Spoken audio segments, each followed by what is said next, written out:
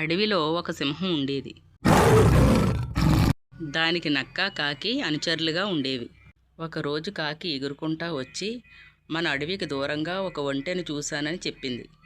మహారాజా, దాన్ని మనం వేటాడగలిగితే మనకు ఒక వారం రోజుల పాటు ఆహారానికి లోటు ఉండదు అని చెప్పి సింహాన్ని, నక్కని ఎడారికి బయలుదేరదీసింది.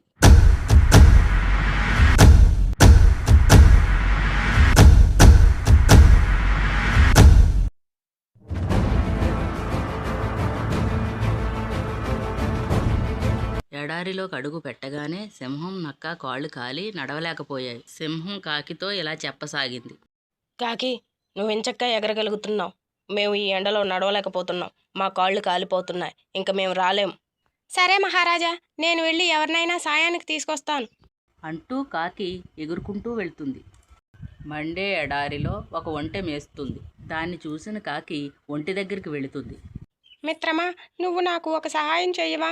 మా రాజు సింహాన్ని, మా మంత్రి నక్కని అడవిలో దించగలవా అంటుంది కాకి. ఒంటె సరే అని ఒప్పుకుంటుంది. ఒప్పుకున్నందుకు కాకి వెనకాల వెళుతుంది ఒంటె.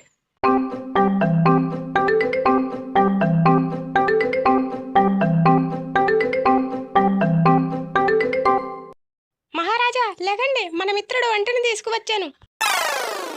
పిచ్చి వంటే, ఇది మనకు సహాయం చేయడానికి వచ్చింది. కానీ మనం దీనికోసమే ఇంత దూరం వచ్చామన్న విషయం దీనికి తెలియదు.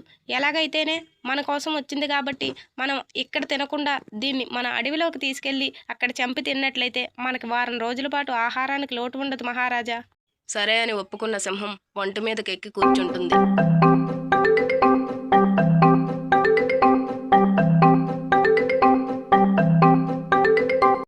ఒంటె మంచితనాన్ని గ్రహించిన సింహం, మిత్రమా, నువ్వు కూడా మాతో పాటే ఉండవచ్చు కదా అని ఒంటెను అడుగుతుంది. ఒంటె దానికి ఒప్పుకుంటుంది. సింహం ఒంటెను ఉండమనటం నక్కకి, కాకికి నచ్చదు. ఎలాగైనా ఈ ఒంటెని చంపి మాంసం తినాలి అన్న ఉద్దేశంతో ఒక ఉపాయం ఆలోచిస్తాయి. కాకి, మహారాజా, మీరు ఎండలో తిరిగి రావడం వల్ల మీ కాళ్ళు కాలిపోయినాయి.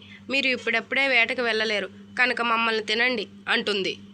అప్పుడు ఒంటె, మిత్రమా, ఈ రెండు చిన్న జీవులు నన్ను తినండి, మీకు వారం పాటు ఆహారం అవుతాను అంటుంది. అప్పుడు సింహం, కాకి, నక్క తెలివితేటలు గ్రహించి సరే అని ఒప్పుకుంటుంది. ముందుగా చిన్న జీవితో మొదలు పెడతాను. కాకి, ముందు నిన్ను తింటాను అంటుంది. అనగానే కాకి తుర్రుమని పారిపోతుంది.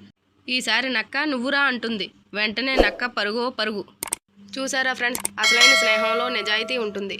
మన వీడియో కనుక మీకు నచ్చినట్లయితే వీడియోకి ఒక లైక్ చేసి మన ఛానల్ సబ్స్క్రైబ్ చేసుకోండి.